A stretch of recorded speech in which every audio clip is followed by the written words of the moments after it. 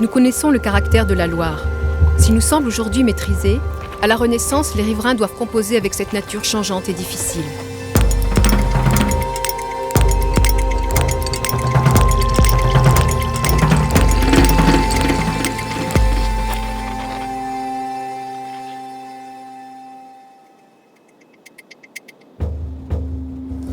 En 1549, Joachim du Bellay évoque la majesté du plus long fleuve de France. Débit changeant, étiage sévère, inondations catastrophiques. À la Renaissance, bien plus qu'aujourd'hui, le riverain subit les humeurs du fleuve.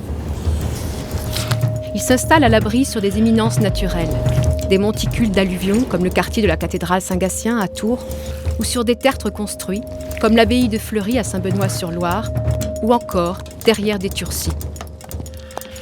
Les Turcis sont les premières digues.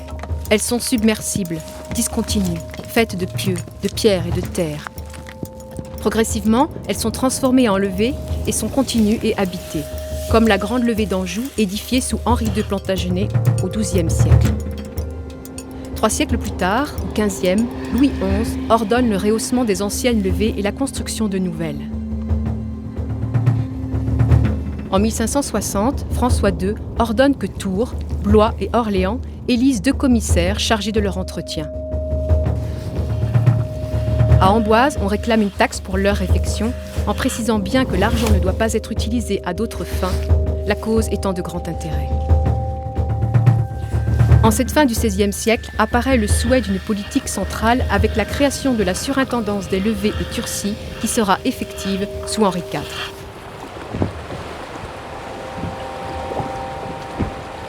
Les levées tentent de fixer le cours principal du fleuve. Elles facilitent la navigation et contiennent les crues.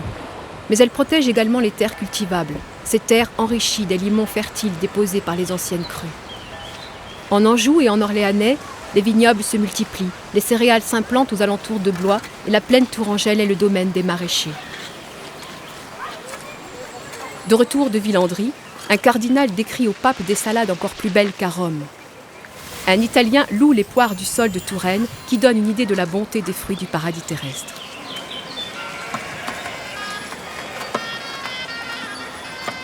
La réputation de la Touraine, jardin de la France, date de cette période où des jardiniers royaux œuvrent à l'acclimatation et à la culture de nombreux arbres fruitiers et plantes potagères nouvelles. Le Val-de-Loire devient une terre jardinière. La Loire est un fleuve vivant, changeant. Les courants font régulièrement apparaître ou disparaître des îles parfois habitées ou des chenaux. Le déplacement naturel des berges de Loire est important.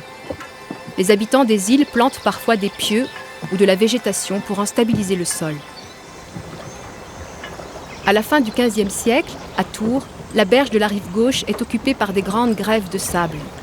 Les archéologues ont retrouvé la muraille qui longeait la rive 10 à 15 mètres plus au sud. Les variations de débit alimentent des canaux naturels et artificiels. À l'époque de Pierre de Ronsard, le prieuré Saint-Côme est implanté sur une ancienne île reliée à la rive gauche de la Loire.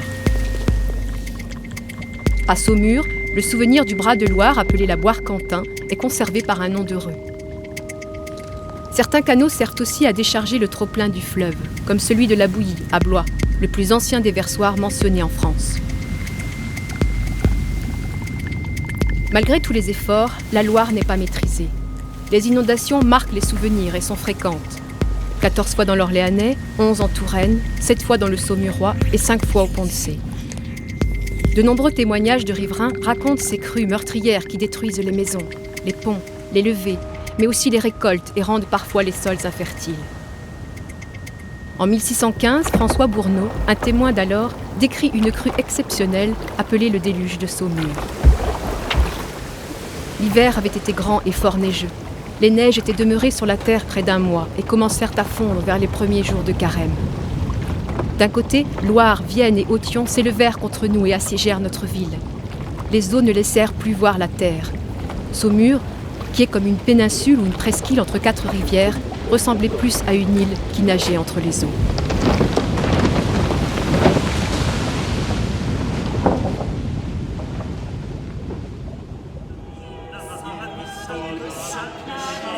Et pourtant, ce paysage est beau. Combien de poètes de la Renaissance ont chanté ses charmes et combien d'auteurs y puisent l'inspiration, décrivant le lien indéfectible qui nous unit au fleuve.